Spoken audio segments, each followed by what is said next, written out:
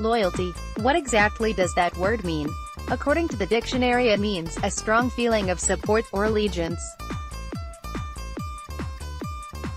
There's no doubt that fans of football clubs will be loyal to their club until the day they die. It's just what supporters do. Through thick and thin they will follow their club. Disappointment and euphoria occur on almost a weekly basis at most clubs. It's all part of the pain and ecstasy of being a football fan. But what about footballers and managers involved in football? Should they have the same bonds and loyalty to the club that they work for or even support? The answer is categorically no. Read more. Hibs captain David Grace Lamb's fan who threw bottle at Celtic Scott Sinclair. I am of course referring to the Brendan Rodgers saga that has dominated Scottish football since he left Celtic suddenly just under a week ago for Leicester City. First and foremost, I understand why the Celtic supporters have been left disappointed and angry at the manner in which Rodgers left the club. With just 10 weeks of the season left, the punters will think that he should have seen it out and left the club a legend with a possible treble in the bag.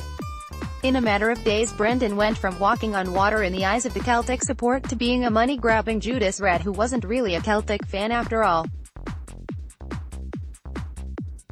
He overnight became a fraud. But in my opinion, the abuse the new Leicester City manager has been subjected to has been disgraceful and shameful. As I said, I get the Celtic fans being disappointed and angry in the manner of his exit, but some of the comments and even a video with so-called Celtic supporters hoping he died in his sleep have been appalling. Couldn't it just have been that Brendan Rodgers was wanting a new challenge after winning everything in Scotland? Is that too simple a summary? Let's break it down. Read more. Scott Bain, Rooney and co. have helped steer Celtic ship through choppy waters. Rodgers has reportedly tripled his salary by heading south to Leicester. Most people in any job would do that. He has joined a squad of players that in my opinion are superior to the ones he has left behind at Celtic. Yes, I appreciate they pay more money so can get in more quality, but that's a fact. Probably only James Forrest and Callum McGregor would get in the current Leicester City team. I am a huge supporter of Scottish football in general and the product we have here, but in terms of the Premier League we just can't compete in terms of finance and prestige. It's being realistic. Leicester City spent over £100 million in the summer to strengthen a squad of players that still contains the spine of the side that won the Premier League just 3 years ago. Brendan Rodgers signed 10 players either on loan or on a free. That is the difference in spending power, and that type of budget must be a huge lure for any manager. That's not to say Rodgers didn't have big money to spend in Scottish terms at Celtic, because he had plenty, but when you compare it to the Premier League his budget is nowhere near it. Fans need to appreciate that players and managers being supporters of a club is totally different. They are professional people. In any walk of life you want to get to the top of your profession, whether that be as a plumber, stockbroker, football player or manager. I have no doubt Rodgers loves the Celtic fans and the club, but business is business. He probably felt he had hit his glass ceiling at Parkhead in terms of where he wanted to go and what the club was prepared to spend in order to take him there. There is nothing wrong with ambition. The timing, of course, rightfully, has upset the Celtic fans, but I don't blame him for going because I can see it from not only a neutral standpoint but by having being involved in football. It was too good an opportunity for him to turn down. Read more. David Smith Column Part 7. The 4 different elements which make rehabilitation a full-time job. Football is a fickle business.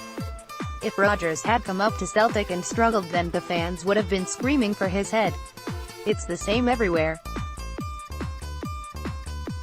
So why shouldn't managers who do well move on to a higher level? Yes, Celtic are a far bigger club than Leicester City, but they don't operate week in, week out at a higher level or get tested nearly as much. Managers and players want to test themselves against the best. It's the same with players. If they aren't doing the business, they are surplus to requirements and binned without a second thought. Yet when they do well and move on to a higher level, the fans scream he has no loyalty to their club and boo them on their return. You can't have it both ways. I hope in the cold light of day when things calm down the Celtic fans will appreciate what Rodgers did for their club and maybe change their opinion. He won everything and had the glorious invincible season that may never be repeated. Brendan certainly didn't deserve the vitriol aimed at him. His timing could have been better, but if that is his only mistake, then surely he will be forgiven. What he achieved at Celtic should never be forgotten. And another thing. A bottle was thrown onto the pitch at Easter Road at the weekend, which yet again has put fans' behavior at games into the spotlight. We should have been talking about a sparkling Celtic performance and 2 outstanding goals, but yet again morons have taken the gloss off it. I hope Hibs find the culprit and not only ban them for life but get them lifted. There's no place for that in our game.